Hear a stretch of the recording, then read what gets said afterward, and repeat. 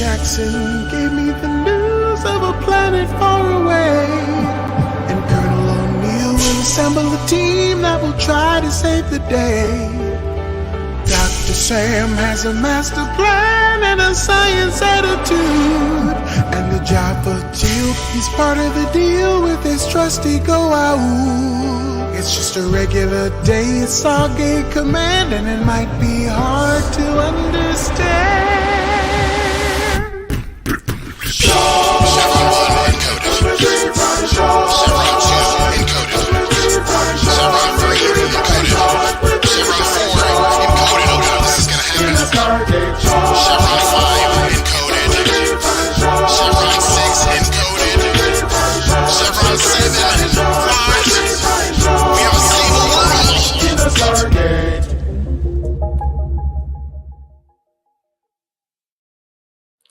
Welcome back to a reprieve from a season 4 banger so we can talk about this episode. Thanks, Katharyn Powers. I'm your co-fry, Sarah. I'm your co-fry, Christina. And I'm your co-fry, Rebecca. As you can tell how we feel about this episode.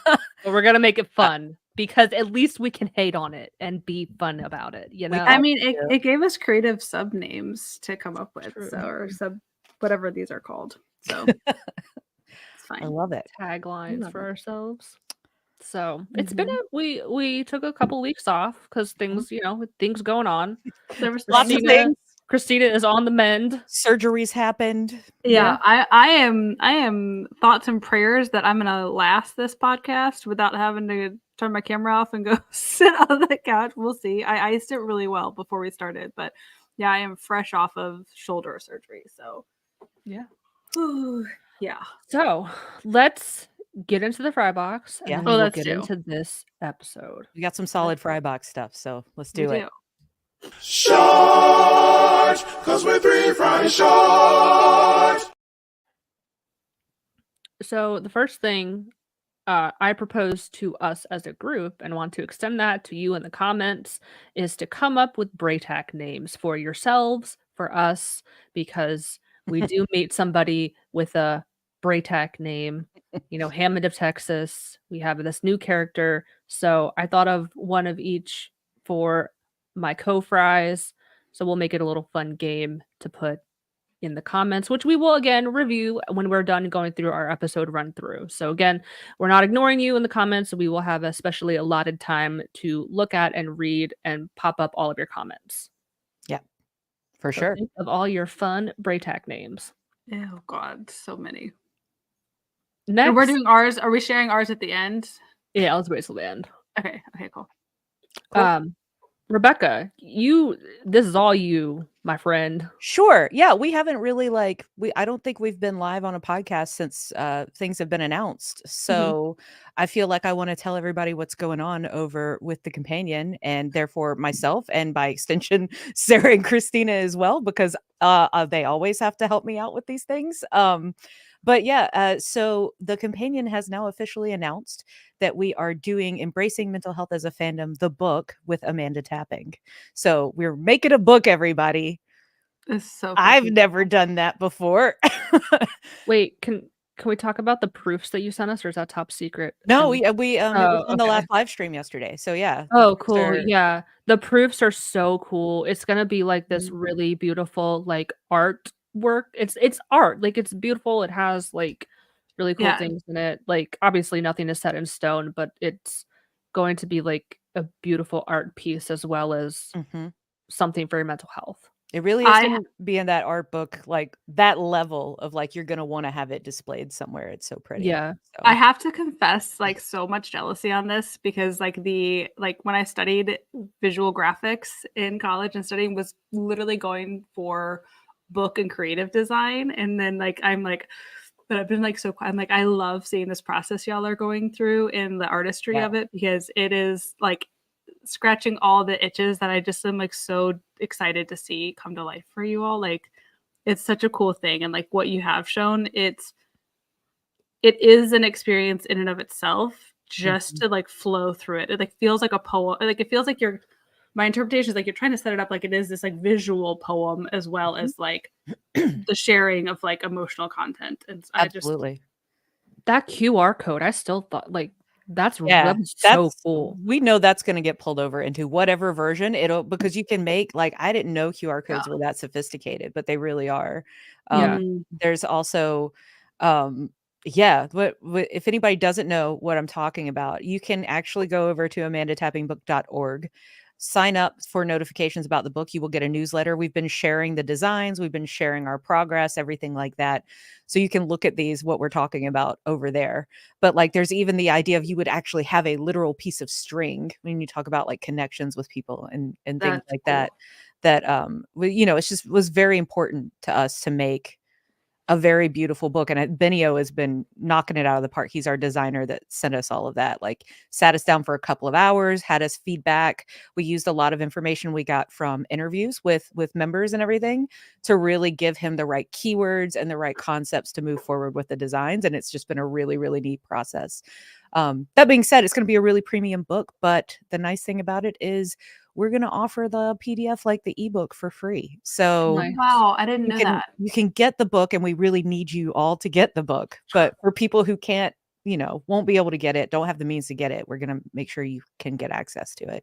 So That's yeah. fucking cool. Yeah, it's important to us. So also if you want to, we have 2 challenges going on right now to kind of build up excitement about this as well, which you can also sign up for down there at amandatappingbook.org as it scrolls across the bottom. I'm like, this is it. But yeah, we're doing Gate to Gate challenge, which is 8,802 miles from the SGC to McMurdo base in Antarctica, basically gate Hey, to gate. and you know what? People have been putting their miles in. It has been fucking motivating. Yep. Like I've it's upped been my so mileage because of motivating. it. So, and I know Christina's like knocking out like 5 miles these days now. So, Oh yeah. My goal is to get up to like a 8 or 10 mile a day. yeah. Because like while I'm recovering, like I got nowhere to go. Might Yep. as well walk. And if physical activity is not your thing, we have 60 for 60, where we're watching 60 Stargate episodes in 60 days. And Lawrence puts a really question Light work. that's kind of related to mental health or like self-confidence and things like that. So for people to discuss, you know, every day. There is no magic behind the 60 chosen episodes. Everybody's trying to figure out like why these 60 are they related to mental health? No, they're literally the top rated 60 on IMDb. Like Nice. there's no other secret than that. So do those things. Go sign up. And you can follow us on this amazing and weird to me journey. Never thought I'd be making a book in 2024, but you know, let's do Let it. alone with Amanda tapping. Let's like real. put that like not that you're making a book, but Yeah. that it's with Amanda tapping. Yep. About Hell mental yeah, health brother. Yeah. and really cool looking. It's just everything I want, you know. You're together. just I mean, not to bring your the hinky woo woo, but you're just manifesting it all and like really proud of you. You know what? I'll allow the hinky woo woo talk for Okay, perfect. All right, thank you for Judge. allowing that. That leads me to an inside joke I have with Adam because there's like, you know, the stereotypical like characters on Law and Order where it's like guy stacking boxes while talking about a murder and can't, you know, he's continuously stacking boxes. There's always Judge who allows everything. So that's like an inside joke I have with Adam. Like, okay, I'll allow it. Judge who allows everything. Yeah. I love it. That's so good. Yeah. Yeah, and then 2 other things really quickly. It looks like I and Sarah, at least for a day, will be going to the Galactic D&I Con in Philadelphia on the weekend of April 20th. So I'll be there the 19th through the 21st.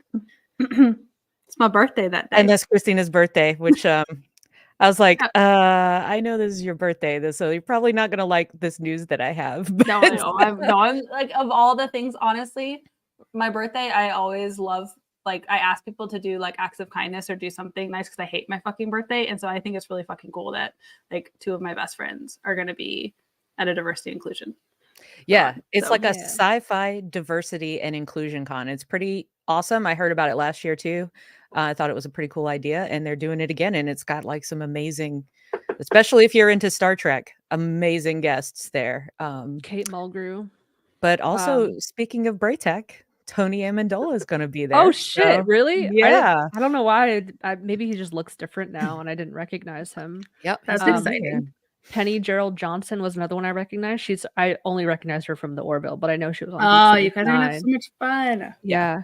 So And so that'll yeah. be in April. And then like we've said a couple of times already, but just to remind you again, we will be at Basingstoke Comic Con it's coming. May God, Basingstoke is 10th, coming 9th, so 10th, soon.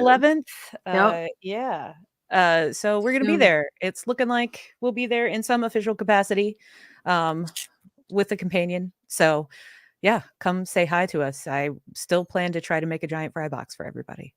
Oh my God, shut up. Hop into. So we can all hop into it and get pictures. It's gonna be Oh my great. gosh, that'd be amazing. Aw. But I mean, I'm checking a bag and I don't have a lot to take that way. We just need to like so perforate it enough that it can like it's fold gotta down be able and to then fold like. down. Yeah. Yeah. It's not gonna be the nicest looking fry box, but it'll be a fry box. Oh, we can figure this out. Yeah. Of all the comments. Well, that's awesome. So, yeah. Come see us in one of those places if you're gonna be around. And Ellie will be in Philadelphia, right? Ellie's coming. Yeah. Yay. Yay. That'll So, be awesome. cool. So that's what I got. That's the Frybox news. But yeah, I'll stop the AmandaTappingBook.org scrolling now. But please go over there and sign up if you haven't already. I'm sure everybody that's out there probably has Look at that's the watching us pretty- right now. But The Yeah. pretty Yeah. pictures. And then before we hop out of Frybox, can I just give a quick shout out to everyone who has recently come over and subscribed, and thank you so much for those like from TikTok that have come over. Yes, welcome. Looks like we and- got another one too, like just now, honestly. Yes. But like super like right on cue because I see Sci-Fi Queens just coming to hello everyone. I want to make sure Hi. I give their podcast a awesome shout out. If you do not follow or subscribe, I've been able to kind of peruse and skim through some of their stuff, and absolutely just uplifting women and voices in sci-fi all across the way, and they've got some really great content. So highly just want to give a huge shout out for that kind That's of awesome. sisterhood across there. So thank Welcome. you for being here and Thank supporting you. us as well. Welcome, friend. we are actually at Many for everyone, 400 everyone. Sorry, everyone, but like other podcasts, if you're also in there, like let us know. We'll give you a shout out. We're at 499. Oh my God, we need one more. Somebody go nudge somebody. We need one Someone- more. Someone call your mom and tell her, Call do your this, mom." mom, real quick. I know you don't want YouTube, but like, just trust me. I totally made Tyler, my friend Tyler, subscribe to us today. I was like, "You have a YouTube account?" He's like, "Yeah." Oh, Are you subscribed to Refresh Short? No, do it. You don't have to do anything else. Just subscribe to us, please. Like, It's like when we post on Instagram, I always like our pictures just because, like, you gotta boost that, you know? Yep. Boost our algorithm. We made it. Oh, Somebody did damn. it. I don't know who Whoever spoke did to, it. but thank you so much. Thanks, whoever subscribed. All Okay, right. woo. Okay, now we can get into the episode because I can feel we need to be Yeah. expeditious with the Let's shoulder. let's get it going. Let's get into it. So, our teaser opens with an unscheduled off-world activation. Actually, hold on, real quick. What are our overall thoughts on this episode? We kind of like already know the vibe. What are wives is my overall thought on Yes. this episode. Dreyak, who? Like, is she still a character? What? I think I should have changed my name to I'm serving you papers, Katharyn Powers. Like God, that's what I should have yeah. changed my name to. Katharyn Powers strikes again. Man. Yes. I don't like. They did Okay, Teal'c dirty. Yeah. They did Teal'c dirty. I don't hate the concept of it, but like the mushy. I mean, Daniel's been written the same way, so it's not isolated to Teal'c. Like I want to, and so has Jack. Even though Jack isn't in relationships, they've all been written a little bit this way. I want to clear that, but like I just feel like Teal'c's. I don't disagree, but I think, yeah. I think it hits harder with Teal'c because Daniel's case was sympathetic because his wife was stolen from him. Even though he Sure. was still like shacking up with people left, right, and center. Teal'c is like still married. Like he and his wife are still technically married. Like he still refers to Oh her yeah, as we his haven't wife. had that go. We haven't had that episode. We haven't gone back.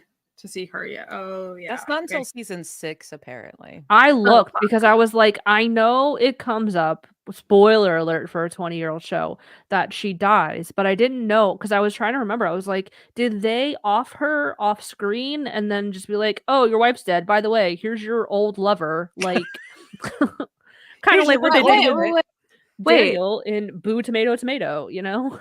Your wife's dead. Here's a love interest next episode.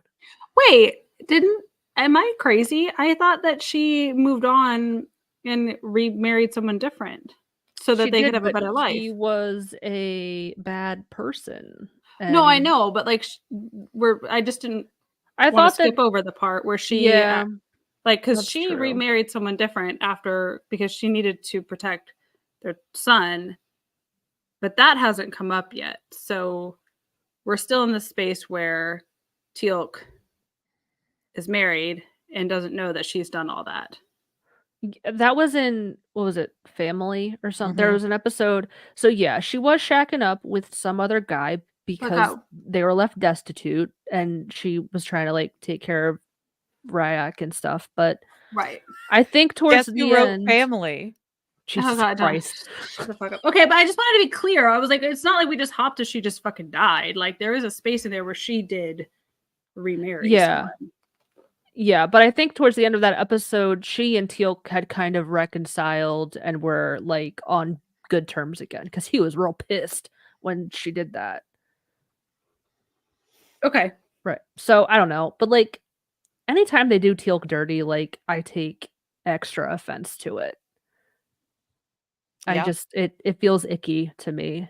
I was saying this to Sarah before we started, and then we can kick into this as soon as I say this. Yeah. But like my ultimate feeling about the episode is the way I feel about a lot of Katharyn Powers episodes. I've noticed is that, and this is extended beyond Stargate SG-1 into the Next Generation with the episode that she wrote for Next Generation too. It feels like she's got this weird like kind of obsession with like tribal culture thing, but not in a Mhm. like a good way, in a Right. really cringe way. And she pulls that into like the melodrama that she likes to write, and it just like it icks me every single time. Yes. So yeah, Very it much feels so. like a style of hers that I am not a fan of at all. Yeah. That's a great way to express it because I thinking it through. Yeah. Mhm. Yeah.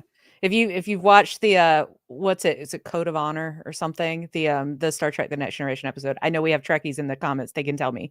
But like it's that same like Tasha Yar has to fight to the death, and they're on this planet with this like very kind of tribal like people on it, and they're all like black people, and it's like it's just really like this doesn't feel good at Yeah. all.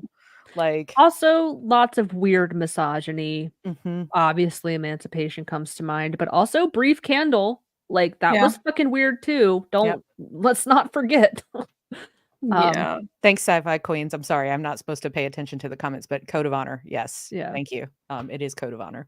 Yeah. Mhm. So she definitely has a style. Yep. That it's a style. That's the thing. So Okay, anyway, let's let's rip go. this band-aid. Let's burn through this. Let's Yeah. let's just blaze this because So we open with an unscheduled off-world activation. They receive Braytak's GDO code, but a woman steps through. O'Neill points out, Braytak, you've done something with your hair. She introduces herself as Shan'auc of the Red Hills. So again, Braytak names. Think of yours. She says that Braytak was unable to accompany her, and there is unrest. Teal'c enters the gate room and immediately forgets he has a wife as sappy music starts to play. And I realize I'm a filthy hypocrite when I call out this sappy music because I'm a sucker for the Sam and Jack theme, but that is objectively better music. Fight me. I'll just say it. Like it's The theme, objectively the better. Sam Jack theme is better. They Yes. like reserved that theme for them. It is you know. objectively better music. Yeah. I listen to soundtrack music all the time. of course you do. I can does. pick a good one. We can prove Of it. course you do. So Jack interrupts the Goo Goo Eyes and asks for an intro, but Shan'auc, she's got the cliff notes from Braytak and she knows everything about them. Apparently, Jack is Teal'c's apprentice, which Jack will not let go in this episode at all. He keeps bringing it up. And of course, she's, Hammond comes in. She's like, you must be Hammond of Texas. So I love that even when Braytac is not here, he's Mhm. gonna be like, listen, he's a bald man. That's Hammond of Texas. You'll tell right when you see him. Hammond of Texas. Can't mistake him. Nope. So she requests to be taken to the Tok'ra because she has information that could destroy the Goa'uld. Opening credits. Bum bum bum. Cut to the briefing room. Shan'auc tells SG-1 plus Hammond that she has found a way to communicate with her symbiote through a deep state of Kelnorim. Jaffa have been taught to believe that this is not possible because they don't want that type of communication going on, and they don't want the Jaffa to influence their young. Symbiotes act like an organ almost, and there's an exchange of hormones and electrical impulses, but it's entirely unconscious. So Shan'auc explains it's taken many years, but she was able to raise that primal communication to a conscious level. She's convinced the symbiote that the Goa'uld are evil, that its own desires for power and domination are wrong, and it's willing to join the Tok'ra and reveal all Goa'uld secrets to them. O'Neill points out the obvious, which we're all freaking thinking. Why doesn't the symbiote just tell the secrets to Shan'auc? Like, okay, Yeah. spill, girl. Like, But very conveniently, they are unable to communicate with words, just feelings, images, and memories. And also, who's buying this shit? Not me. Not from the jump. Not at all. Oh no, nobody. And there's the skepticism is twofold because they're questioning, one, can she actually communicate with the symbiote, or is she just like, I don't know, mistakenly thinking she is? Can the communication happen? And then also, should they believe this symbiote is actually turned good? So that's kind of what this episode explores. We also learn that the symbiote has matured to a point of needing to take a host, and since it's good now, it will only take a willing host. So Teal'c says what everyone is thinking: we don't believe this horseshit, and there's no way to prove it. And there's not. I love it. Everybody else is trying to kind of be nice, dance around the point. Teal'c's Like, like, no. Like, It's no. like And just bullshit. and just to like call out like an obvious thing here, but it even like took me a moment to like recheck myself, like to the point of the symbiote can only speak in conveniently, like your point, like the images and all that. Like it's not until they've taken a host that like they can speak the words. So that's why I just wanted to catch my brain up to that clarifying point for anyone who might need that also articulated. That's It's almost difference. like deep meditation, like visions and stuff, like right, which spiritual makes visions. which is, there's symbiote versus like actual host. So there's a difference in how they're interacting with the body, but it's a very conveniently written thing. So Shan'auc gives them her word that, she's telling the truth, but it's not enough. She gets angry, telling them, Braytac was wrong about you. She stands up to leave, and we see the symbiote squirming in the pouch. If you watch the DVD commentary, they will say it was like an air bladder, like it was just puffed up air. That it was a practical effect, which is very cool and effective. She collapses, and the symbiote just bursts through her clothing, a la alien chest burster. And we can see it is a fully formed Goa'uld. They definitely took inspiration from the alien chest bursting scene. Yeah. It's grotesque. So Frasier takes Shan'auc to the infirmary. She confirms the symbiote is a full adult, and Shan'auc's immune system is starting to fail because it no longer, it basically doesn't need her anymore, and it's not providing that immune system function that a less mature symbiote would provide. Right. Shan'auc wakes up despite being sedated. She says Kalma has neutralized the sedative, and Teal'c gets pissed because Kalma means child. So she's calling the symbiote her child. And he even says the demon you carry within you is no child. And she says, do I not carry it in me as I would my own? Have I not taught it right from wrong as a mother would? You have closed your mind, Teal'c, and I expected more. Ooh. That's some gaslighting. Yeah. So Teal'c requests to have some privacy and speak alone. So there's this conversation between Shan'auc and Teal'c. Would you guys like to read that? Sure. Cool. Which one you want? Teal'c. Okay. They both talk in that like Jaffa way where it's all prim and proper and like get ready for it. All right. Very wordy. All right. The others I can understand, but you have known me since before I went to the temple. How can you doubt me? This is my life's work. A life lived in worship of the Goa'uld. No. I believe now, as you do, that they are false gods. Words from one who became a priestess in the temple. One day, as I meditated in the temple with the others, I heard the thoughts of my symbiote, dreams that were not my own. I reached out to them with my mind, and I heard an answer. Not in words, but in grotesque images and pain. I realized that the being that I carried was no god. A powerful mind, yes, but not that of a god. I dedicated my life that day to showing it the way of peace. It understands now that the Goa'uld are an abomination. Can you not see what it is that I offer?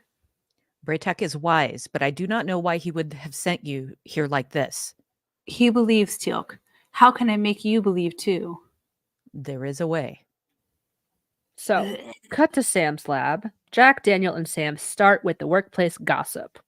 And Jack points out that there's definitely some history between Teal'c and Shan'auc. He literally comes in, he's like, so, what's going on between them? Like, just coming in hot. Sam poses the question, okay, what if she's telling the truth? Let's entertain that thought. Fair.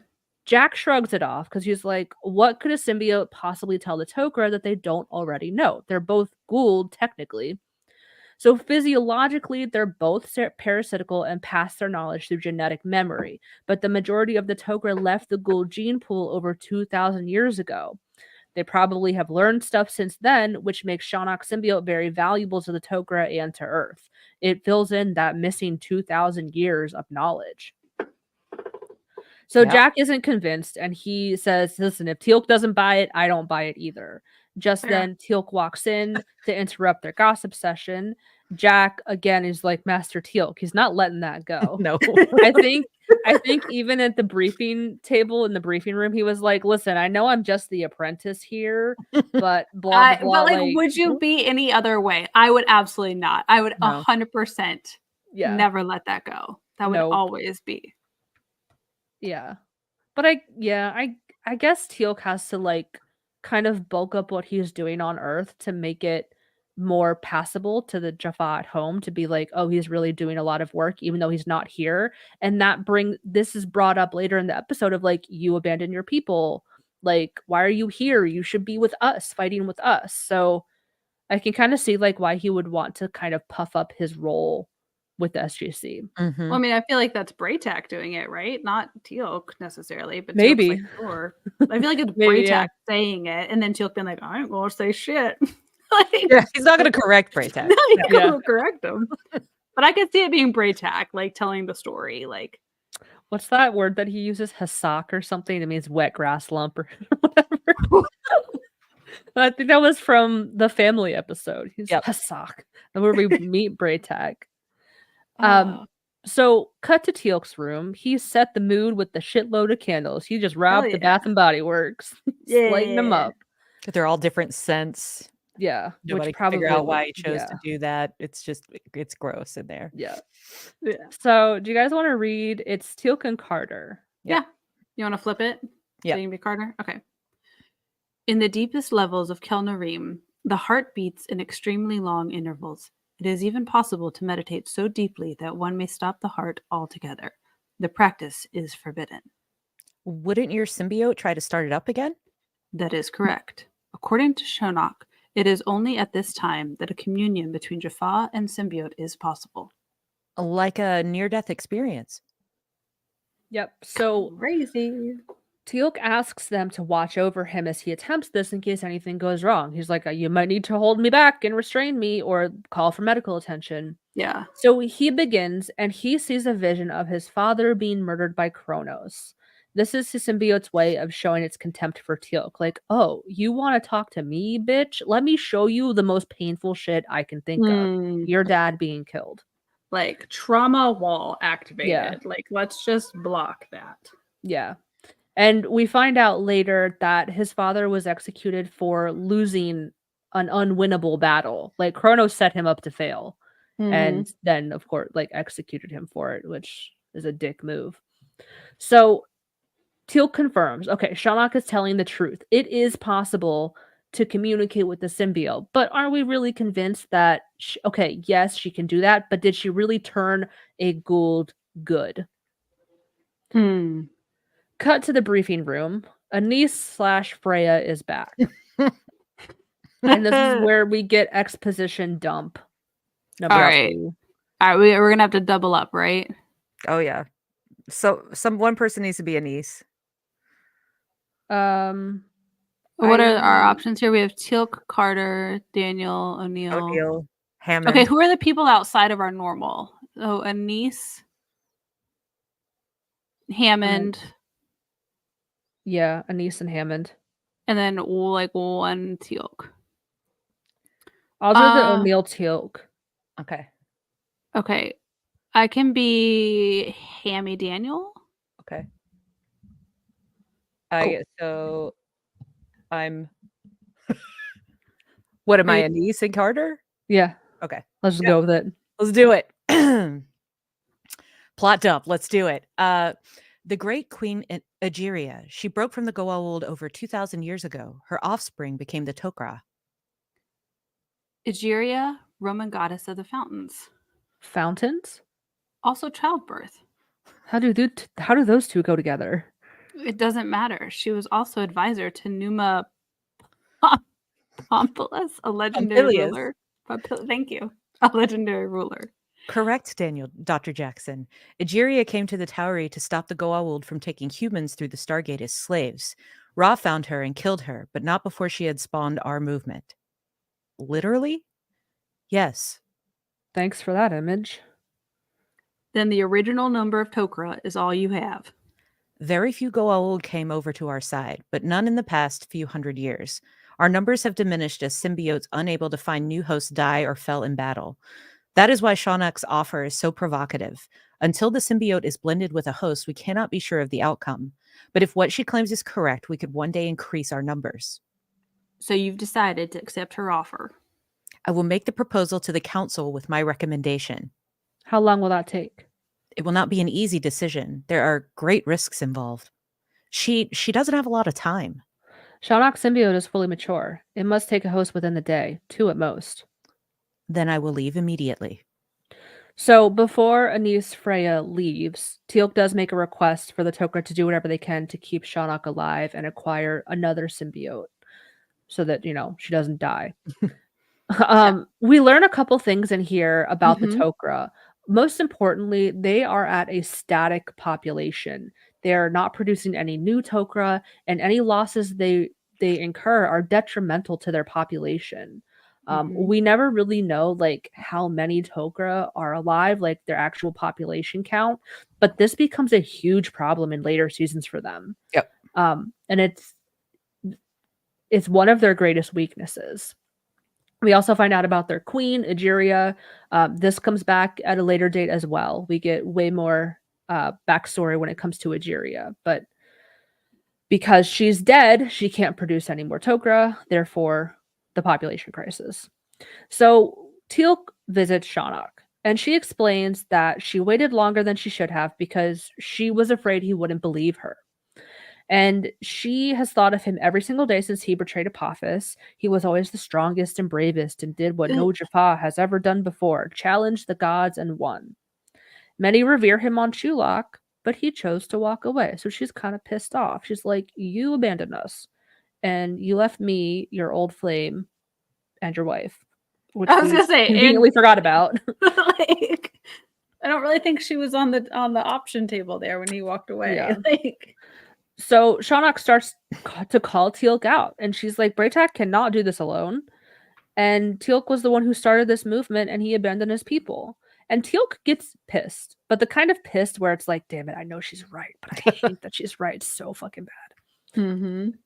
And he turns to leave, but then Shan'auc asks what his symbiote chose to show him. And he explains that what he saw, and she sympathizes with him, and that her first experience was pretty traumatic as well. And it took many days before she tried to do it again. And after a couple sessions, her symbiote appeared to be remorseful and feel shame. Fake news. She tells Teal'c his symbiote meant to instill fear in him. And why did it work? I thought you were stronger than that. Which, Christina, Sorry, I need to ask this question so we can think on this and like chat can answer. What got her into a position that she even put herself in a near death to have this experience? Because it all stinks of the symbiote, like fucking obviously pulling her leg. Like I just thought about this. Like you have to go to this extreme space to do that. She was Why a would priestess, so she was already kind of in that Okay, that's more fair. extreme headspace. Where they would go and like meditate. Okay. Yeah. But then okay, again, maybe for after the thing, but do they have a habit of going to that headspace and like normally nothing would happen, but the symbiote took advantage of an opportunity to be like, ooh, I could tap in here and start manipulating and pulling some strings? Because anyway. I think maybe the seeds of doubt were planted, and she's thinking about Teal'c every day, and how he left and how he challenged the gods and won. He's so macho and strong. Right. And like, big Maybe strong that man left me. Yeah.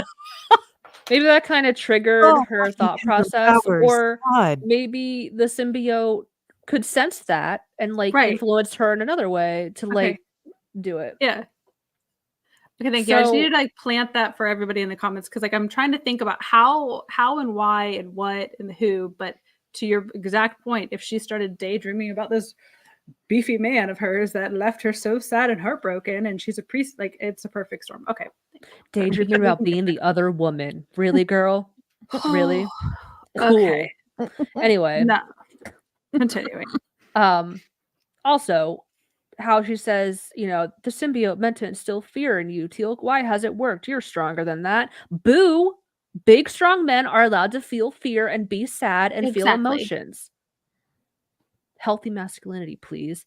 So Teal'c admits that he's also afraid of losing her, and they kiss. Dreyok who? Oh. Where is she? We don't know. Not here. So Teal'c is just free to shack up because he cut to him leaving Shan'auc's room and he's got the afterglow so bad, It's the morning too, because Daniel's talking about breakfast. Yeah. And like no shame if they were in an open marriage, no shame to that, but that is not what was presented. That is not what was made known. So she wasn't even brought up. Like that's what I know. At all. That is so dirty. So I'm just like ugh. Yeah. And he runs into Daniel and he's like super happy because now he's sipping the Kool-Aid. Like he's fully bought into Shan'auc's story. And he says, if all Jaffa can be taught to commune with their symbiote, the days of the Goa'uld are truly numbered. And Shan'auc can teach them. And then Teal'c says, if Shan'auc survives, I intend to be at her side. Whoa. If she does not, I will not allow her sacrifice to be in vain. So pussy whipped. Sorry. I'm sorry. I don't know how else to say that. Like he got a little taste and was like, I'm gonna run away with you, girl. I will throw my whole life away for you, for this woman. Yeah. Okay. Sorry. What were you gonna say, Rebecca? I'm just thinking I think Katharyn Powers is officially my mortal enemy because on her LinkedIn, she's talked about how like I'm trying to write women into sci-fi stories, blah, blah, blah. And it's like, you did the exact opposite, like every single fucking time. What? It's just gross. Sorry. Yeah. Katharyn Powers. Katharyn Powers, come talk to us and like, give us your reasoning. Maybe we'll stop. I don't know. Probably not. Oh, God. Yeah. It's a bummer. And I also noticed what you have pointed out before, Rebecca, when it's a Teal'c heavy episode and it brings up his family or how he interacts with his people, Sam is really a peripheral character because the way he interacts with Sam is much more respectful. It is much kinder. It's completely different. And you can't have that side by side. Like now, obviously, he's like really cool with Shan'auc because, but before he was mean mugging her across that conference table so hard. He was like not friendly to her at all. Except for that first meeting scene where they're just like goo eyes. But especially the way he interacted with Dreyok those first couple of episodes where we saw her, like Sam is always put to the periphery when it's like a Teal'c centric family episode or like something like that. So that's also I Well, see and that in also this like too. hang on, like I think based on the commentary that you watched in the afterthoughts, I also think that with Sam also being the peripheral because she is a different type of female character or woman character in this episode, and that also is potentially a Yeah. little bit in contradiction, but more on that later. Boo, tomato, tomato. Anyway. Boo, big boo, tomato, tomato, especially to hear it said out loud. Yep. Okay. So Teal'c has fully drunk the Kool-Aid. He buys into this reformed symbiote bit. Sam runs up to them and she lets them know the Tok'ra have accepted the offer and we're leaving right now. Let's go. Cut to the Tok'ra We're out. homeworld. Yeah. It's the same homeworld as before, Vorash. They've been there before. Anise greets them. This was a really funny exchange. Do you guys want to read this? It's good. It's Yeah. good. Yeah. I'll take Anise. Okay. Your father asked that I shake your hand and give Colonel O'Neill a big kiss from him. That might have been the other way around. Maybe. Is Freya in there? The way he just leans into it. Maybe I'm not. Like sure. maybe we can go with it. Like Carter, let me have this. I like how it wasn't like a ew, no homo like reaction. They could have easily went that direction. So Freya tells them that hold on, I skipped this. Freya begins to speak, and Shan'auc can see that the symbiote and host share the body equally because we see the dual switch between Anise and Freya. So she's like, "Oh, cool! Like I've never seen this before." Freya tells them that they have procured another symbiote for Shan'auc, and they lead her to the person who has volunteered to be the host to this Goa'uld. His name is Hebron. And he confirms he knows what he's getting into because Jack is like, "Are you sure you want to do this, pal? Like, are you sure? Like, you've been given the rundown."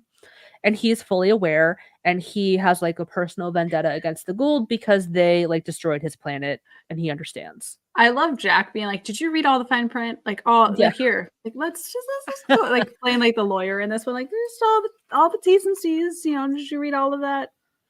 Terms and conditions. You know, you just didn't click OK. Like you actually read them. Yeah. So Shan'auc collapses. She can't wait any longer. The symbiote erupts from her body again, alien style, and it flies across the room, entering Hebron through his throat. Right, just right there. It's pretty violent. It's pretty like it feels like an assault. So Hebron sits up. The Goa'uld, his name is Tanith. He introduces himself as Tanith, and he explains there was no more time, and she needs a symbiote right away. Like he's already uber concerned. Get her a symbiote, please. And Tanith officially pledges his allegiance to the Tok'ra. So we have some dialogue. O'Neill, Tanith, Daniel, Anise. A lot of Anise and a lot of O'Neill. So I'll do the O'Neill. Tanith and Hebron can be together. Okay. I can do. Well, there's also. Is there a lot of Daniel? There's like one No. Daniel. Okay, so then I'll do Tanith. Okay. Hebron. So O'Neill right away, he wants to make sure the host is okay. He's like, "Hello, Hebron." He is here, Colonel O'Neill. And then Daniel says, "Actually, we'd like to hear from him." Tanith says, "Of course." Then Hebron does comes the whole out. head lowering, closing eye thing. It is true. It is a strange feeling, but I am very much here. How do we know that?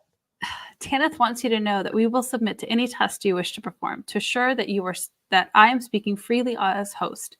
Rest assured, Tanith is pure of heart. Shan'auc was indeed a great teacher. Good. Then maybe Tanith wouldn't mind sharing some of that fine Goa'uld knowledge. Of course. When the time is appropriate. I think now is appropriate. I disagree. Oh, here we go again. Tanith has asked to join the Tok'ra, not the SGC. Are you kidding me? We will gladly share what knowledge we feel is useful to the furthering of our alliance with Earth. Does my father go along with this? I am sure he will. How do I hang up with Anise and talk to Freya? Why? I like Freya. She and I are in complete agreement. How do I know that? I have told you. And I'm supposed to trust you? You know, this whole talking to two people in one body thing really sucks. So they got double-crossed by the Tok'ra. which is real Yup. shitty. Yeah. They How pulled many a fast times is one. Nice gonna do this to them? Like, She just did it in upgrades. Just Like wait, they also just should wait. know better to like, I'm sorry, but like SGC should like, someone should have had the risk thought on this task. I mean, like, okay, what are the risks here if we allow this? Like, just saying, risk analysis would have been helpful, but okay. Put a fine. little note on the Tok'ra file. Do not fully Obvious. trust. Like, obviously, they're not. They're still allied, but they're like the shittiest allies. mhm. Mhm. So, a couple things here. I will spoil it now. It is confirmed in the DVD commentary because at this point we don't know. The Goa'uld Tanith is using it when Hebron is talking, it is still the Goa'uld Tanith. Mhm. We don't really know yet that the Goa'uld can use the regular human voice. They can. Mhm. And they confirmed that in the DVD commentary because that was a question. Like, how did you ask this actor to play this? And that is how they explained it to the actor. Basically, like, it's still the Goa'uld talking for the host. How They also, horrifying. yeah. And they also go into, in Serpent's Song, how they talk about Apophis's host didn't realize what was happening the entire time he was a host. He didn't have like full memories of what was happening. So it's possible for the Goa'uld to sever that connection and make the host completely unaware and like shove them in the back corners of their Mm. mind. So just to make it clear, we don't really know yet, but we do find out the Goa'uld can still talk and take Mhm. over and use the normal human speaking voice. That's wild. Yep. So also, Okay. I hate, like, I know they have to do it to like switch between the Tok'ra and the host, but I hate the mystical music and the head nod and the like, okay, it's me now. Like, it would be like way cooler and more realistic if they just switched and Yeah. they just like did the voice Mhm. switch.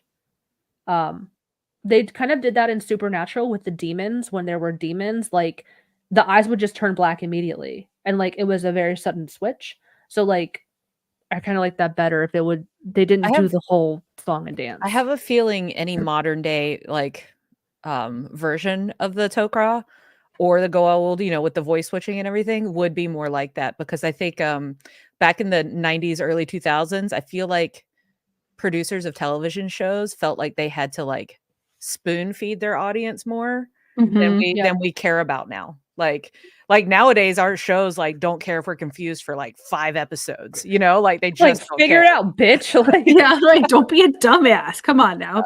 Google it. I don't care. Like, read Yep. the book. Yep. That's a really great point. Yeah. But it needed to be so fucking obvious. Yeah, Like, they did Yeah. that back then. Yeah. Or even Mm. if they like when the Tok'ra was talking, if they like did a meld of voice, like the Tok'ra Goa'uld voice and the human voice kind of like meshed together, like that would be a really cool effect. Yep. So yeah, O'Neill is pissed because they got done dirty by the Tok'ra again.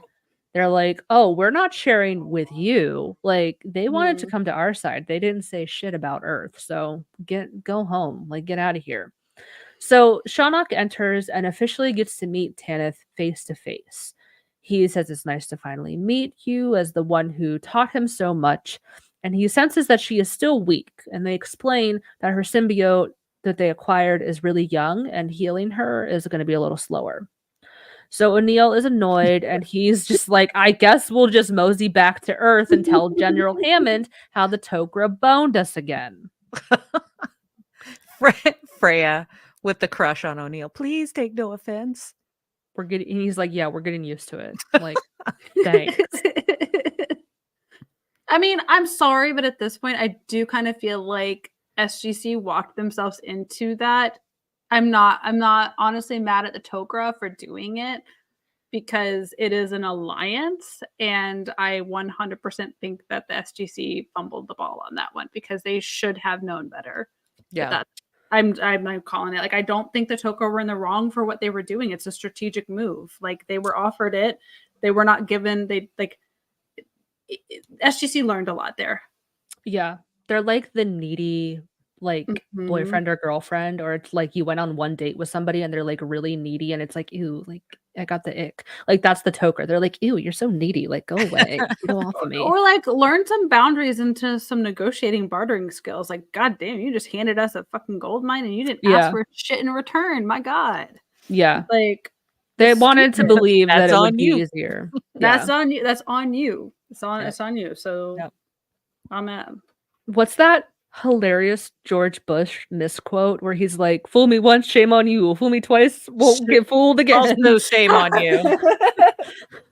he like mixes up like a Baba O'Reilly song, which is like, "Won't get fooled again" or something. I don't know. It was really funny.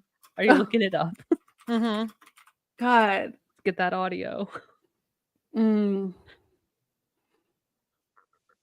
Where is it? This one? Yeah. There's an old saying in Tennessee. I know it's in Texas, probably in Tennessee, that says, "Fool me once, shame on you. Fool me, you can't get fooled again." I know he's a war criminal, but God, he's so unintentionally funny. Damn. Like, oh my god. So Okay. anyway, Let's keep it going. SG-1 returned through. They're going back home with their tails between their legs. And Teal'c stays behind to tell Shan'auc that he intends to leave the SGC and stay with her to continue the work he has started. Oh Cut my to God. Tanith's quarters. Here we get it. We all fucking knew it was coming. You guys want to read that? Yeah, which one do you want? I'll be Tanith. Okay.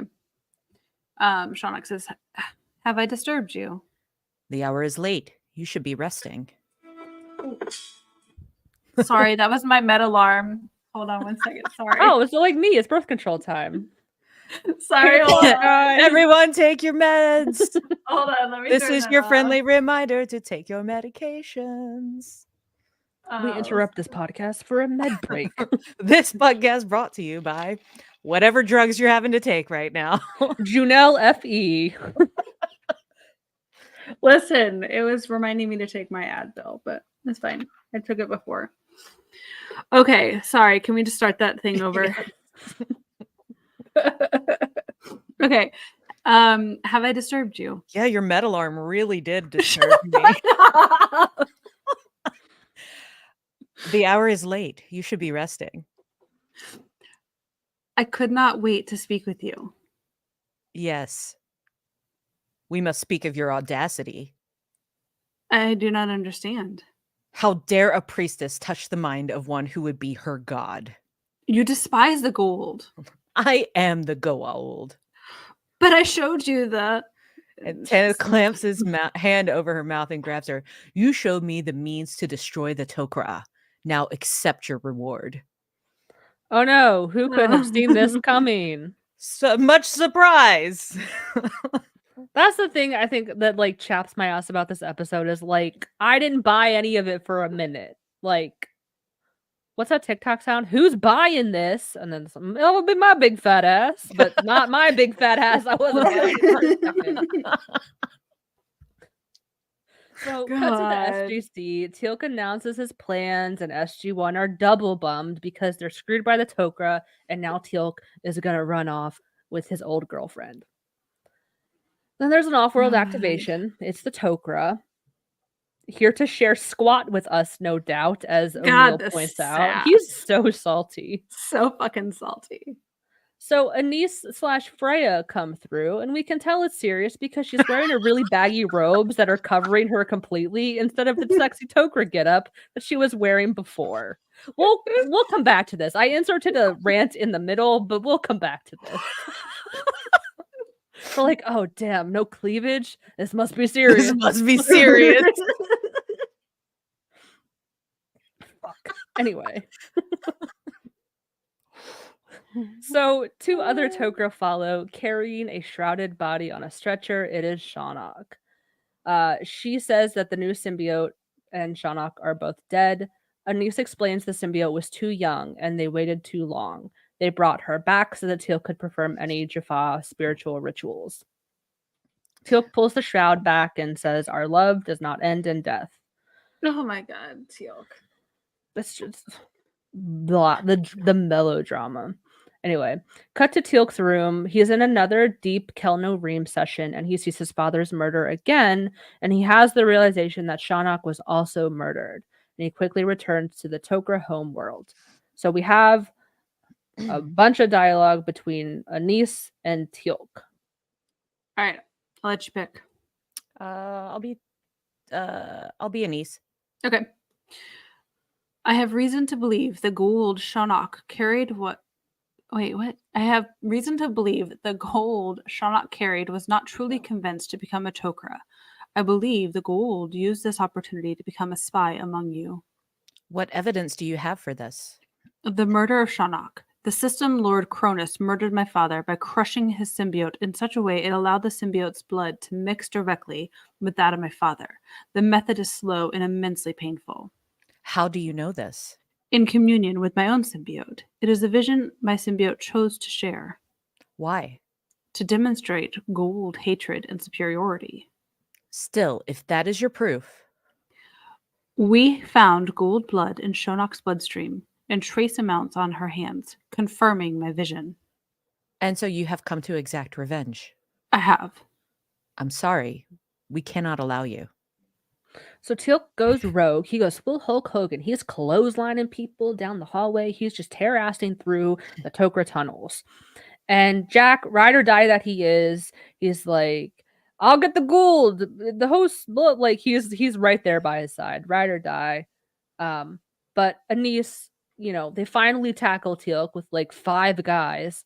Good. And we finally get the reveal that they were triple crossed by the Tok'ra. Anise, O'Neill, and Teal'c.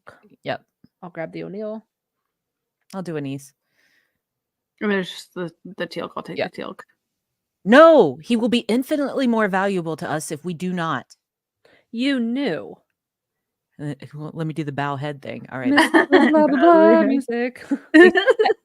We suspected, but only after her death. Teal'c, we truly had hoped Shan'auc had succeeded. But if we allow Tanith to believe he has deceived us, we will be able to use that against the Goa'uld. Disinformation. Yes, if we control what he sees and hears, the Goa'uld will never know our true intentions. We will be able to use that advantage for months.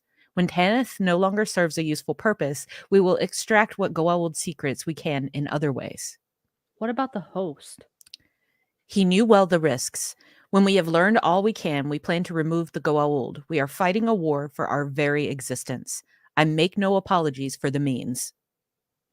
Bitches. They knew. I Just mean, like in bitches. Upgrades, it wasn't that convenient. Oh, by the way, like Apophis has this mothership. Like they fucking knew. You knew. Oh god, I'm having flashbacks to Womblands. 2 years old. Wow. God. Ooh, that's bringing it back. But like again, what do you expect? We've known this whole time. The Tok'ra have always been strategic chess players. Like this is not new to us. We know this of them. Earth is just the desperate girlfriend who wants to believe everything the shitty boyfriend is telling them. And But we just want to be like, girl, break up. But like, I don't think they're a shitty boyfriend. I think they've been honest, but we just don't want to see it. I think like they think they've been really fucking transparent about how they operate. And that's true. It's like, more like that movie, He's Just Not That Into You. Like the Tok'ra are just not that into us, girl. Right. Like they haven't lied. They have been honest that they are chess players of this whole thing because they have to be. And like it's on. Yeah. By season 7, they're just straight up saying like there's a scene in Death Knell where like the whole alliance is falling apart and the Tok'ra are like, listen, all we have is our secrecy. Like if we don't have that, we got no way of fighting. So like, we can't not do that. That's our thing, Yeah. Right. So yeah. We're just the needy girl waiting by the phone for them to call us, and they're not calling us. So we cut to a scene where Teal'c approaches Tanith. This is our final scene of the episode. Would go ahead and read that for us. I'll do Tanith if you want Teal'c still. Yeah, that works. Hello, Teal'c. You must feel the pain of Shan'auc's death as deeply as I do. It is a terrible loss to both of us and has been difficult. Why have you come to see me? To look upon you and know that Shan'auc's sacrifice will not be in vain. You have my promise. I hope one day we will meet again, Teal'c, and together remember she who meant so much to both of us. We will meet again. You have my promise. He bows his head. Cuts. End credits. The way that they I think this was a very good ending for once.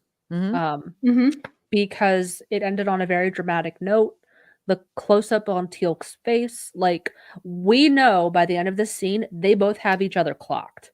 Like, he knows that the other person, everybody like, else is around here, and they're just like, he knows. He knows. He knows. He knows. So that is the end of our episode. It's setting up another kind of meta arc that we will continue to follow through, I don't know what season. We'll see Tanith again. I think 48 Hours is the last time we see Tanith. Yeah. Played by Peter Wingfield, which, by the way, he played Watson in Sanctuary for 3 of the 4 seasons, and now he is an actual medical doctor. That's Cool. amazing. That's really fucking cool. Not acting. Could you imagine? However, whatever age, I mean, he had to have been in his 40s probably. Yeah. At least. And then was like, I'm going to go be a doctor. And now never too late. That's amazing. So he was in Highlander too. Yep, he was. Yep. Interesting Peter Wingfield facts there for people. Yeah. All right. What do we want to start with Let's in do our a comments check? Oh, I got some comments for you. I saw you starring away. Hell yeah. Okay, way back from talking about Basingstoke, people said, or Mara said, if there is a fry box, I will come dressed as a fry. Yes. Do it. And then we have a very long exchange about candle scents. Oh, yes. That was fantastic. Scott said, wonder what happens when the host and symbiote can't agree on a candle scent. And Mara said, they settle for scentless candles. And then Nell said, Jacob reaches for ocean breeze with one hand while Selmac reaches for pumpkin spice with the other hand. Oh, no. And then Blur Girl Cosplay says, Selmac would get pumpkin spice. Basic, LOL, just kidding. And then Mara said, or the symbiote changes out every candle in the perimeter with their favorite scent to annoy the host over not finding anything but apple pie scented candles.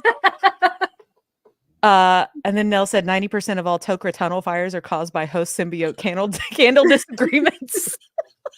You too can prevent tunnel fires.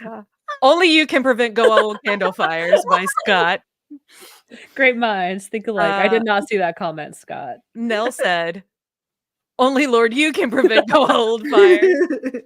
And then Mara finished it out with, they for sure get banned from all Yankee Candle locations. So Epic.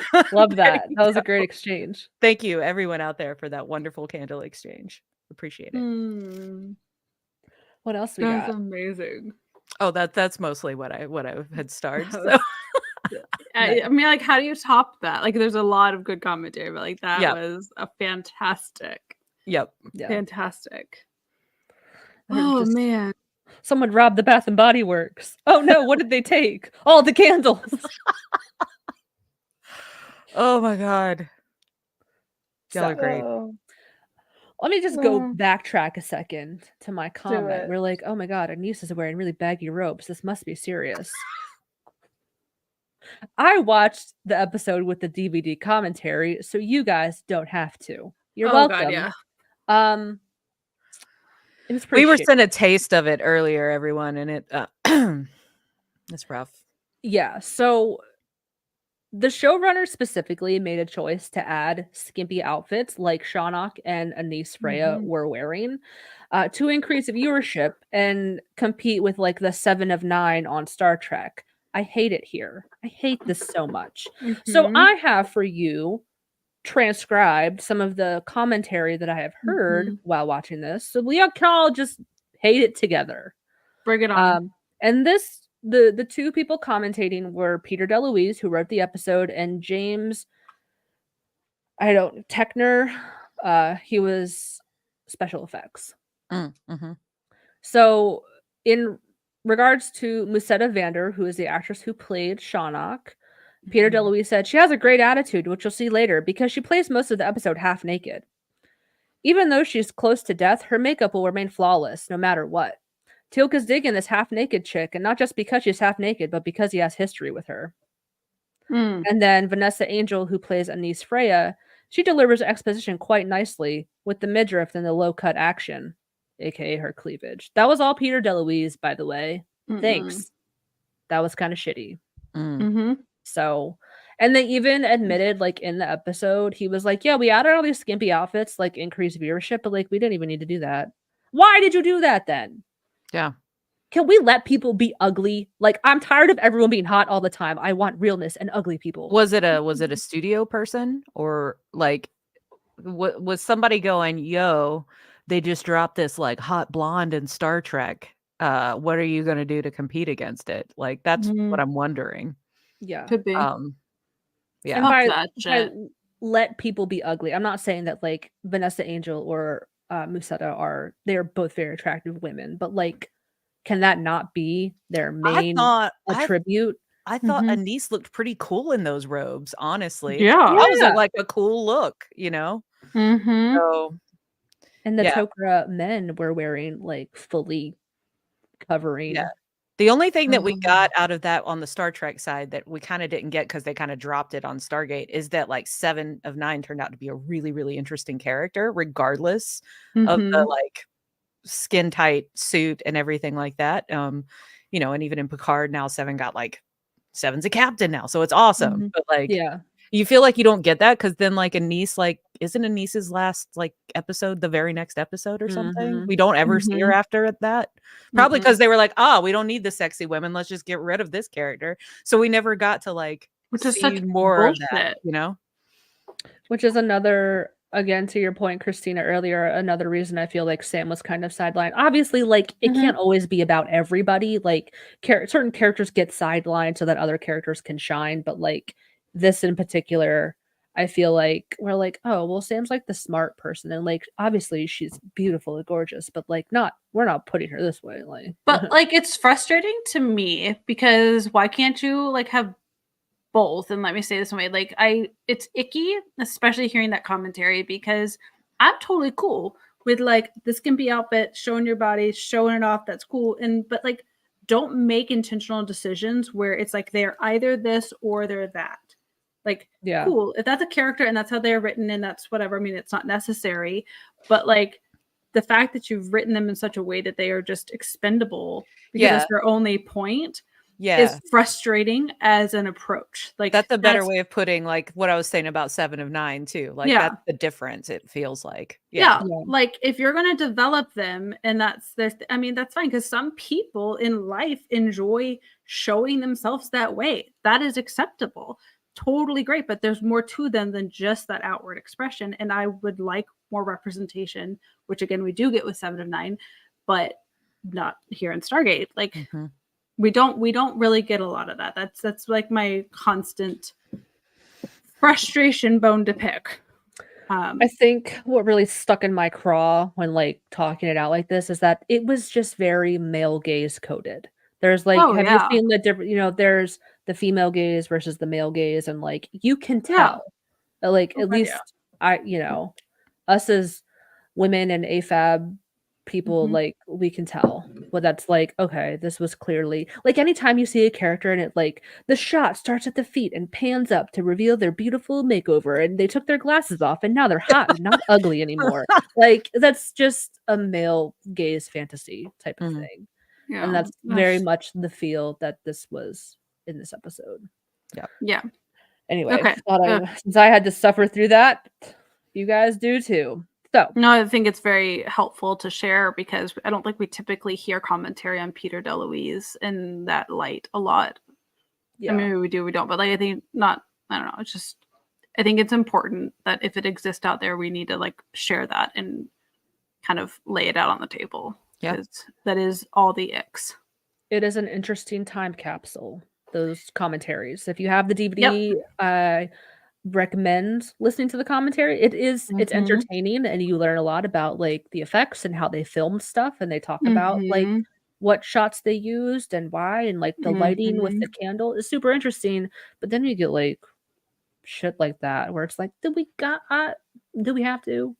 Yeah. So But again, it's a showing of the time too. Like that type of commentary and that conversation was very acceptable at that time. It was And that's very when that was made. Like, it's right. not like you have to. I would say anybody that wants to listen to that commentary needs to kind of understand that the commentary happened in what 2001, 2002, something Right, like which that. was Yeah. extremely acceptable language Yep. of that wasn't icky conversation at that point. That was very well, yeah. people were sex getting checks fat out. shamed on the cover of US Weekly Yep. on the daily. Like, Yeah. You know, that was It was a different time. it was the Boys and era. girls and kids. It was the Yeah. era of hip bones and low rider jeans Oof. and yes. everyone's Anyway. butt crack was just those lowrider jeans were terrible. I felt like We my just ass all was had- constantly hanging out. You know what? But our butt Always. cracks weren't sweaty, at least. So That's true. They were Get not. that ventilation in, we you got the know. ventilation. I was looking at like a picture of like jeans I had. Literally, my zipper was like an inch. Like that's how low right. I'm like, what the fuck was Yeah. that? Like, unacceptable. When the kids, they I think they're trying to already kind of bring that low rise back in, and it's like, don't do it. I mean, Just don't. It's Love a scarred millennial. it hurts. Don't do it. don't. The amount of EDs that occurred because of that obsession to be able to pull off that style. Yeah. Just let's not It's do that. awful. Let's not do that. Now people give us shit for tucking our stomachs into our leggings, and it's like, where would you have me put it, sir? Like, you Plop want me it to like over. have it like flopping over the Yes. front? No thanks. Done. I'm good. I'm tucking that shit in. You know? Okay. Okay. Okay. So some God. themes that I detected from this dumpster fire of an episode. Yes. Pregnancy horror and parenting horror. I'm gonna go on a tangent. Stick with me. I already talked to you, Christina, about this. Yes. But like parents who are blind to terrible things their children have done. So Mhm. I have been watching, this has been my hyperfixation lately, a true crime series on HBO Max called Evil Lives Here. And I'm gonna just stick with me. I'm gonna tie it all back around. The premise of the episode. Do we need a trigger warning for any specific topics? I'll try to keep it like vague. Like, is it like child, adult? No, I won't mention any specific okay. crimes or anything. Okay. The premise of the show is somebody is being interviewed regarding the person in question who is the evil that lived there. So Okay. a lot of the time we are talking to ex-spouses, ex-wives, or ex-husbands of these people who committed crimes. Sometimes it's a sibling, some kind of family member. The ones that really stick with me the most are the ones where it's a parent of a child who went on to commit terrible crimes. And they kind of go through, the episode kind of starts off, blah, blah, blah, didn't know that their son would go on to commit such evil atrocities, but there were signs. And there's always signs, and they go through the spiel of like, ever since little Jimmy was a kid, you know, this weird stuff was happening, and I didn't think anything of it. And it turns out that there were very clear signs that their kid was like not right in the head through no fault of their own. Like, let's be real. Obviously, like bad parenting, absent parenting, not good people being parents can affect children, and they can turn into bad people because of that. In a lot of these episodes, it's like these parents had other kids that turned out just fine. They were normal, but this one kid that grew up and did terrible things, there was something off with that kid through no fault of the parent that we're aware of, at least. Right. Obviously, the parent is the one being interviewed, so like it is a biased viewpoint. But it leads to like the horror or like the thought of you have a kid and like you can't control to a certain degree who they grow up to be. And they sometimes you just end up with like a psychopath. And that kind of relates to what Shan'auc is dealing with. She's referring to the symbiote as her kid, and she's convinced that like this is, I've turned it good, I've taught it well, I've mothered it, and then kind of being blind to the fact of like, are you sure? Like, how can you be so sure? You know that it's capable of bad things. You've seen it. You've seen like it through your visions. Are you sure? And like being blind to that possibility Mhm. that her child is not as good as she hopes or thinks that it is. I have comments, Yes. thoughts, things. Okay, let's go.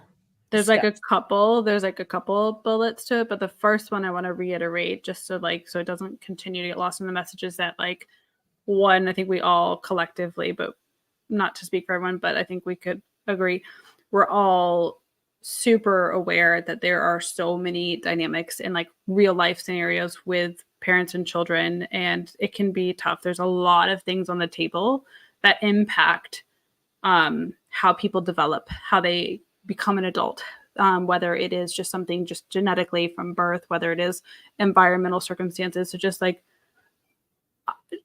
kudos and big hugs to any parents out there that might be listening that are struggling with a child that is hard to parent. Like, I just want you to know you're very seen, and it's not always, which to Sarah's point, like there are just a lot of different circumstances. So it is interesting when watching those documentaries to watch it with a light, kind of giving a lot of grace. There are parents who are shitty and yes, do have blissful ignorance. And that's sometimes hindsight is truly 2020. And while signs may all be there, you can't always catch everything. So just giving a lot of grace. So just like, don't know our audience. I just want to throw a very wide net out there. So like, just because that could be triggering to some who are dealing with tough children. And you having to do some tough things to keep everyone safe. So just put that there. The second part is, I think that in this conversation around her naivete towards the symbiote, I think that it's really smart of the Goa'uld, so to speak, to play into her maternal instinct and to really try to use that as a way in to manipulate that trust, because it obviously knew the whole time what the fuck it was doing. I think that's extremely cruel to take that position of motherhood, because of course she's going to believe that. Of course she's going to be like, oh yeah, let me teach and let me educate and nurture and grow. I find it problematic that they refer or allow her to refer to it as her child, because that's just, I don't, again, it's Katharyn Powers. We're going to have talks about that. But I think that it was okay that she was blissfully ignorant, because she got completely gaslit into that whole mindset from the beginning. Like, she just didn't stand a fucking chance. Like, anyway, I don't know. That's just my thoughts. I'm more just, as a parent, I think this conversation actually can be extremely triggering, because even though I don't have a child that's in that space, yeah, I just giving, I don't know. I personally maybe don't want to spend a lot of time on this topic, because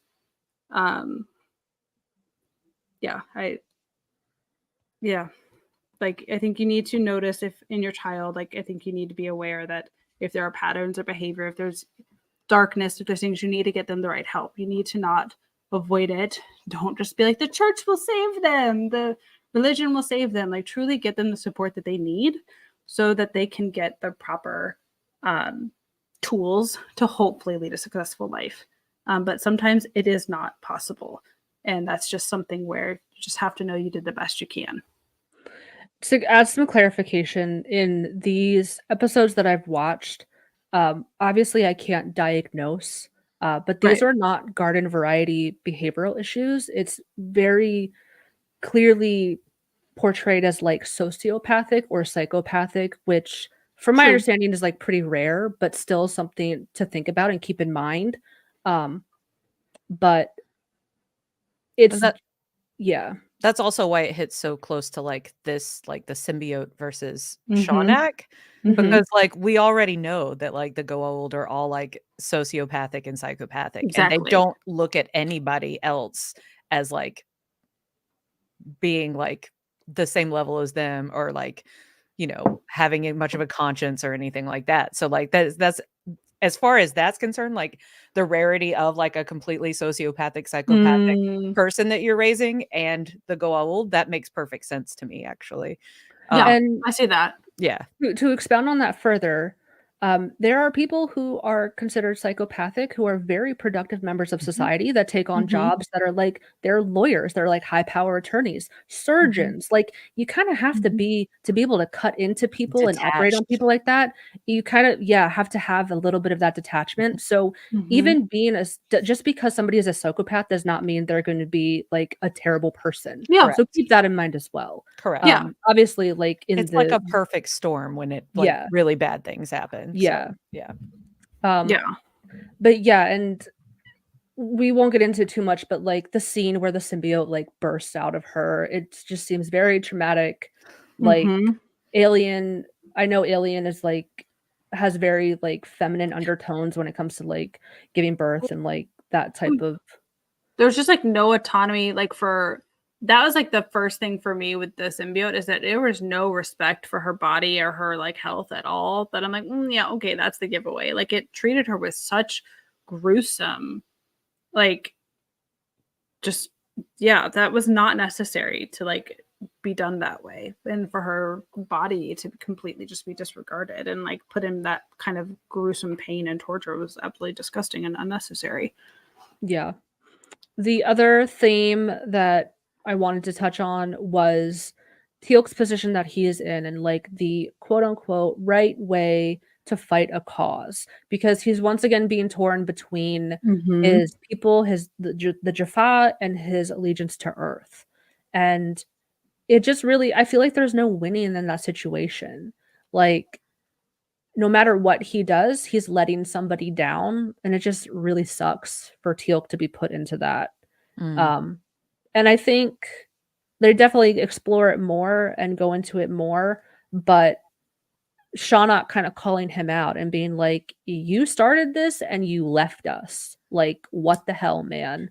Well, like, he didn't even defend his, like, stance on it. He was just such a like, let me say the word, he was just, like, whipped by her and was like, "You're right. Let me go sacrifice this to go over Run here off for with you." you. Yeah. Like, that's not fucking realistic. I think I can see though, like because she presented him with a way for him to fight and still be with back with his people. Yeah. And I think if he had had that, what regardless of her or not, he probably would have taken it. But like because it almost happens, it feel like it happens a couple of times, and then he's like, "Nah, I got to keep fighting, so I have to stay here because here is where the fighting is happening." You know, Yeah. they don't have like that good resistance built up yet and stuff, and there's like not much of they can't haven't figured out a good way to do that yet. It feels like so he's like, "I got to stay here until I find another way," and he thought he had that other way, and then you know obviously he didn't. So Yeah. And to be like to just like objectively put it out there, Earth kind of has more resources than like a clandestine Jaffa like Mhm. underground group. He is able to move more freely. He's learning stuff too. Like every mission he goes on, they're learning stuff that can help the Jaffa in the long run. So while people may criticize his choices, which they're fully, allowed to have that criticism of him, um, Mhm. his heart is in the right place with staying with the SGC, Mhm. because he's like the Jacob. Like Jacob is with Mhm. the Tok'ra, but Yeah. he's with Earth too, and he's not always there, but he does what he can to be their inside man. Yeah, I like it when, like, later seasons when the Free Jaffa Nation becomes a thing and, like, all of Mhm. that. He Mhm. does, he starts, like, every couple episodes or so, he's like, he has coming back from having talked to people or, like, he's hanging out with Mhm. them. So it's like, that evolution does happen into that, as the Jaffa kind of, like, get more organized with everything and, their numbers grow, you know? Yeah. And Mhm. getting them getting set up to be their own group of people, like, it's messy, it takes time, it's disorganized, Mhm. like, there's a lot of growing pains that go into it, and they hit on that in later seasons a lot. Like people struggling for power here, someone vying for power there, like so it definitely again, like we'll pick up on it in later seasons, but that whole progress that we, from season 1 to like the end of the show that the Jaffa make as people in their own right. Yeah. Cool. Anything else anyone wanted to add besides our Braytac names? Oh yeah, we got to do Braytac names. We gotta do Braytac names. No, that's it for me. My shoulder's starting to get Yeah. into the. We need to. Let's do these Braytac names then. Yeah. Cool. Who's gonna go? Who's starting? first? I'll go since this is my idea. I'll go. Okay. So for Rebecca, I tried to keep it in par of like where you come from because it's like Shan'auc of the Red Hills or whatever. So Rebecca of the Southern Carolinas, kind of make it sound a little fancier. Nice. And then Christina of the many travels because you've been everywhere, girl. Like you've lived everywhere. This is true. So you can't be pinned down. No, I'm all over. I love it. Okay. I can go next. Do it. Mine was in a very similar mindset. So, but with a little bit of sass, but I'll keep it nicer. You don't have to hit us with it. Well, okay. So this is in reference. I don't know what you mean by sass. Well, no sass. No, it's not that sassy. Particularly towards Sarah's because we were talking about New England the other day, and she's like, "No, it's more Mid-Atlantic." Or what is that? What you say? Yeah. So then I was like, "Oh, okay." So it's Sarah of New England's butthole, aka Mid-Atlantic. So then I was like, "No, I'll be nicer." It's just Sarah of the Mid-Atlantic. I like the Mid-Atlantics. It's better than Pennsylvania. Yeah. Oh yeah, Sarah of the Mid-Atlantics, and then it's Rebecca. It was going to be Rebecca of the almost Smoky Foothills because you're almost in Smoky Mountains, but I guess I could just say Rebecca of the Greens. Oh yeah, yeah, that works. And I'll leave it at that. I dig it. Rebecca of Rebecca of the Smoky Greens. Oh, I like it. Yeah, I like that one. Okay, are you ready? Yeah. Sarah, you are Sarah of the aspartame waters. I love it. You're crispy DC. Mysterious almost. And then Christina, you are Christina of the Rent is Too Damn Highlands. For real, man. Oh, okay. Yes. Oh my god. I think I looked at what I made the mistake of looking at what I paid in rent last year. I'm like, that is more than my salary when I started at my first job. Jesus. Yep. Not more than I'm not paying more than my salary, but like when I started with my company, yeah, I was like, oh no, we gotta go. The Rent is Too Damn Highlands. There you go. The Rent is Too Damn Highlands. That is perfect. Oh man. I love my it. second Ooh. I tried to think of two for everyone and I couldn't. The only one I got for Rebecca was Rebecca of the Many Miles. Ooh. I had another one for you, Sarah. It was Sarah of the bankrolls. Oh, cool. I like it. Yeah. Mm-hmm. It was good. Oh, alrighty, guys. I think I need to call it there. My shoulder is like screaming. I have not been like this upright. Let's do it. Let's call it. Next time we have Divide and Conquer. Ooh, it's a big one. It's exciting. With much better sappy music. Yeah. Oh, so good. All right, who's closing it? Come back for the next banger of an episode, season 4. Yeah, we're back. Yes, I'm excited. I closed it last time and it was not good on my re-listen, so somebody else can close it this time. Sarah, do you mind? Can you close it this time? I gotta think. I wasn't prepared for any of this. All right, guys, get your skimpy outfits. I guess we're done. Put your tank tops and crop tops on. Let's go. Close the iris.